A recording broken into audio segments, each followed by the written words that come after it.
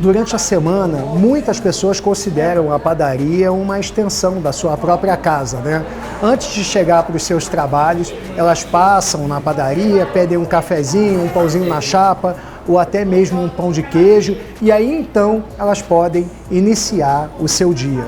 E é assim também que a gente está começando mais esse episódio. Só depois de tomar o meu cafezinho, comer o meu pãozinho, a gente vai passar a resgatar mais uma vez as memórias da nossa cidade. Então, bem-vindo, pessoal, tá? A mais um episódio do Resgatando Juiz de Fora.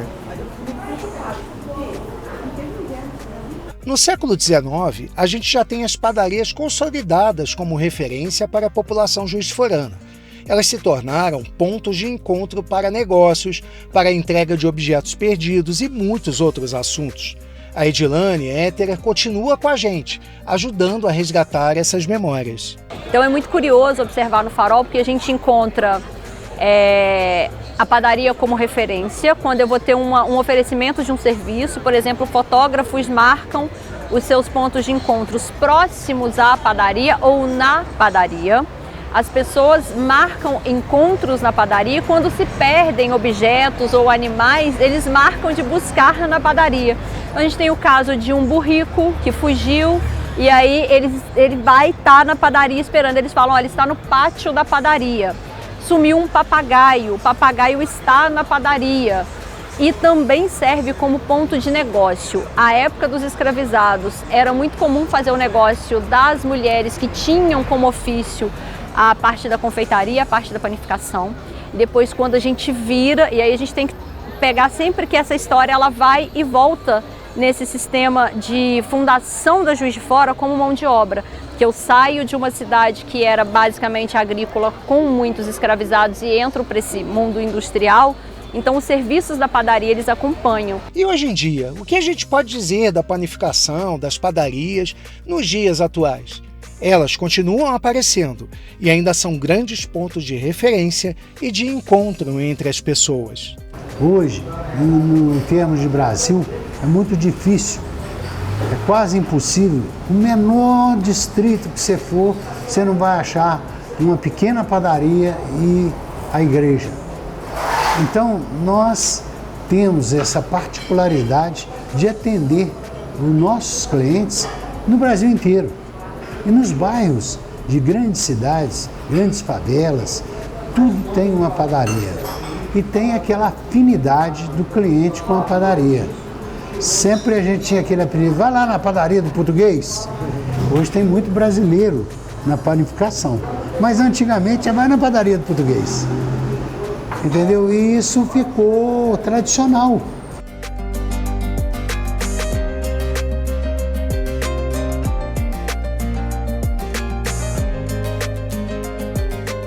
A ação de cliente padaria, o que acontece? Por exemplo, o Júlio mora aqui perto.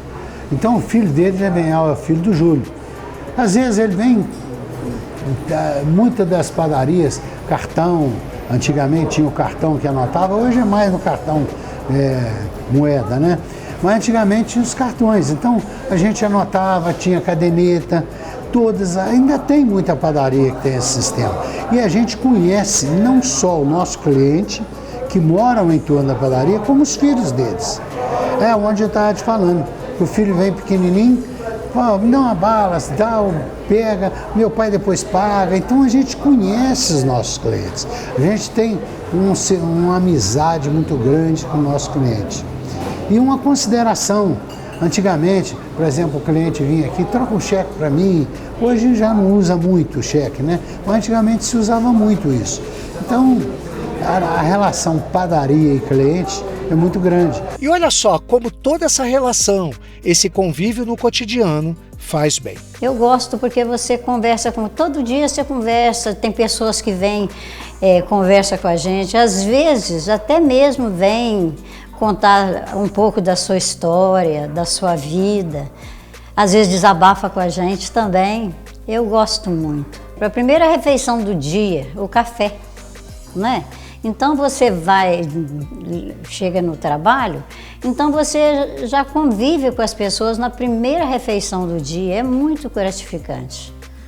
Acho muito Muito interessante, você já de manhã você já conversa com aquelas pessoas e já começa o dia alegre. Você que está acostumado a acompanhar o Resgatando Juiz de Fora sabe que a nossa cidade é pioneira em um monte de coisas, não é? Com a panificação não foi diferente. O pioneirismo de Juiz de Fora com relação à panificação, ele vai se dar em vários aspectos. O primeiro e mais curioso de todos é o sistema de delivery, que é muito famoso hoje, todo mundo quer pedir o lanche. Em Juiz de Fora já se pedia o pãozinho no século XIX, era entregue via trem. Então a gente tinha o serviço que mobilizava vários outros serviços de entrega nas carrocinhas. E aí a gente tem uma empresa em Juiz de Fora da família Sureiros que era especializada nesses carrinhos de entrega e que vão fazer muitos dos carrinhos de entrega de Juiz de Fora. Padaria Central, Padaria Riachuelo são uma das principais da entrega e também no trajeto do trem. E eles não cobravam por isso, a entrega era grátis. Então, Juiz de Fora é uma das pioneiras em Minas Gerais a oferecer esse tipo de serviço e que vai se mantendo ao longo dos anos. Outro pioneirismo de Juiz de Fora é o pão a peso. E eu não estou falando da lei dos anos 2000, eu estou falando lá do século XIX, quando se estabelece um acordo de que o pão vai ser vendido a peso e que isso vai garantir para o cliente, isso está bem expresso no jornal, uma certeza de que ele está pagando pelo pão que ele está levando. Então tinha essa preocupação também já no século XIX. A gente tem uma volta do pão por unidade, isso fica numa grande discussão e nos anos 2000 isso é retomado e Juiz de Fora volta a ser pioneiro agora com esse projeto de lei para que o pão seja vendido por peso. E a gente tem aqui na cidade quem inventou aquele padrão do saquinho, do pão de forma que tinha para a gente completar a mão. Isso foi um projeto de um juiz forano que desenhou aquele pacotinho, seu Sidney Scaglione, e ele vai então fazer com que isso se torne um padrão. Por muito tempo em Juiz de Fora era o mesmo padrão nos saquinhos de pão e produtos de padaria. Mas a história da panificação também possui momentos de luta da classe trabalhadora. Vamos retornar a 1916, quando a partir de uma grande conquista dos padeiros, os ambientes de trabalho melhoraram e, consequentemente, as padarias evoluíram ainda mais. Os padeiros, eles sempre foram aqueles que dormem muito tarde e acordam muito cedo, porque para a gente ter o pão quentinho na mesa às 5, 6 da manhã, alguém fez esse pão na noite anterior.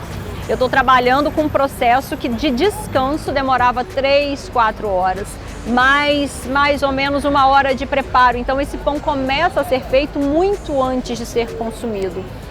E aí o que acontece com esses padeiros? Eles trabalham de domingo a domingo. E parte da população começa a ver esse cansaço e vão fazer em Juiz de Fora, em 1916, um movimento público, porque está lá no jornal, de pedir descanso para esses trabalhadores aos domingos. E aí Juiz de Fora tem essa preocupação de cuidar desse padeiro, cuidar dessa parte trabalhista e começar a repensar a estrutura das padarias enquanto locais de trabalho com pouca segurança e começar a transformar essa relação. E aí eles ganham direito a uma folga semanal e ao passar dos anos a gente vai construindo a relação de segurança de trabalho, agora com equipamentos, com mudança de avental, de estrutura da própria cozinha, que vem junto com a tecnologia.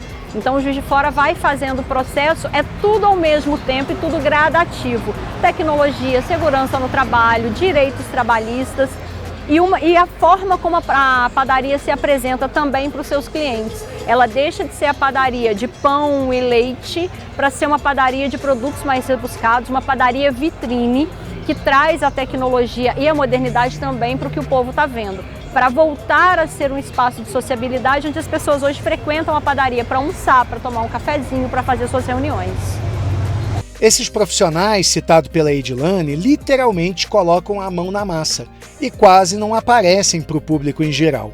O Tárcio tem 24 anos e trabalha na padaria da dona Joana Dark há quase 7. Agarrou a oportunidade de trabalho que exerce com amor, aprendeu o ofício e ainda estuda para se aprimorar. Trabalhar aqui é uma coisa muito boa, sabe por causa de quê? Porque, tipo assim, eles deram uma oportunidade para mim, foi o primeiro serviço de carteira assinada, foi aqui. Aí eu entrei entrei aqui, pedi uma força, falei, ó, tem como me dar um trabalho, eles foi, arrumaram um jeito lá, me deram um trabalho. Tô aí nessa caminhada até hoje, graças a Deus, mas tipo assim, sempre gostei de mexer com esse rumo de alimentação, de padeiro, essas coisas assim. Você chegou a fazer algum curso, alguma coisa? Tô fazendo. Tá fazendo curso de padeiro. É o que eu gosto de fazer, sempre gostei de mexer com alimentação, é muito bom. No início foi puxado, porque eu não sabia de nada, mais ou menos de padaria. Estava acostumado a mexer só com parte de... Antigamente eu trabalhava com um negócio de chapeiro, né, de hambúrguer. Aí, de repente, foi tomando gosto, agregando gosto, aí de repente... Tem alguma massa que você gosta mais de fazer? Algum tipo de pão que você gosta mais de fazer? Os gourmet. E como é que é? Como é que eles são? Tem de maracujá, de açafrão, de canela, de cenoura, rosca temperada. O que você imaginar a gente faz aí. E é sempre bom, cara. Já o Silvan é padeiro há 32 anos. Só na padaria do Everaldo são 24 anos e demonstra o mesmo entusiasmo de quem ainda está começando. Ele é mais um que aprendeu o ofício com o pai. Tudo começou com o meu pai também, já é padeiro, né? Era padeiro já de Juiz de Fora, trabalhou no Rio de Janeiro.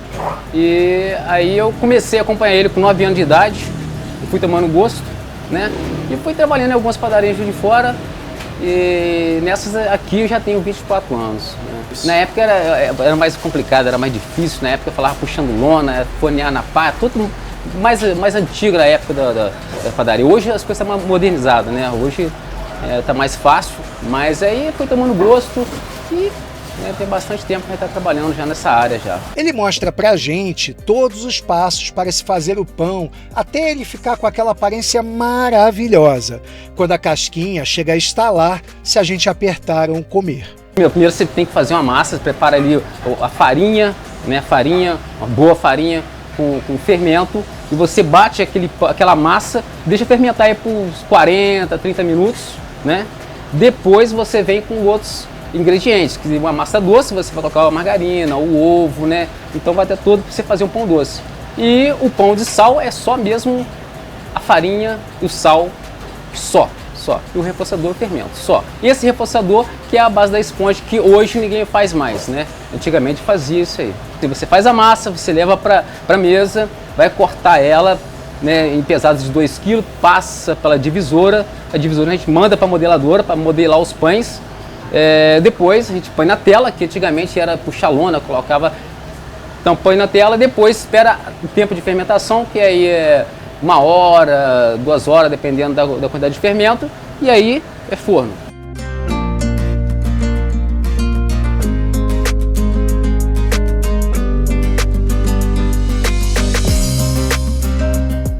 O Silvan fala pra gente também um pouquinho sobre a grande variedade de pães e massas que existem hoje em dia. É muita gente, é muita coisa, é muitas receitinhas, né? Antigamente você tirava uma massa granular, você tirava... Hoje não, hoje você tem que ter uma massa especial, né? Uma massa de pão doce, uma massa de focaccia, uma massa de pizza, fora a confeitaria, salgado também, é muita coisa, né? Diversificou os produtos, exatamente, né? Antigamente era uma bisnaga ou então um pãozinho francês. Acabou. Hoje você tem que tirar tanto o ciabatta, que é um pão diferenciado, como um pão italiano, né? Um pão nonô, um pão integral, que hoje está fazendo muito, o pessoal gosta muito do pão integral. E aí muita receita, muita variedade.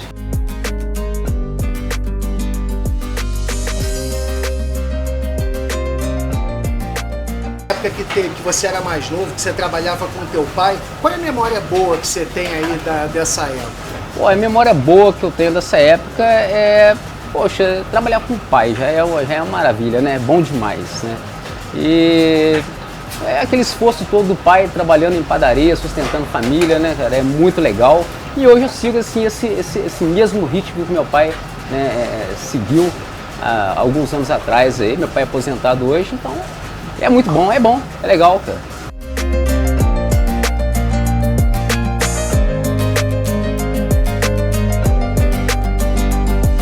Muitas são as mãos que colocam os pães nas nossas mesas. E eu sei também que são muitas as memórias afetivas que vocês guardam no coração de quando eram mais novos, iam com seus pais, com algum familiar, em alguma padaria comprar o pãozinho de manhã. É isso que a gente quer resgatar, junto com vocês, as memórias da nossa cidade. Então, na semana que vem, eu espero vocês novamente para a gente continuar essa história no Resgatando Juiz de Fora. Até lá!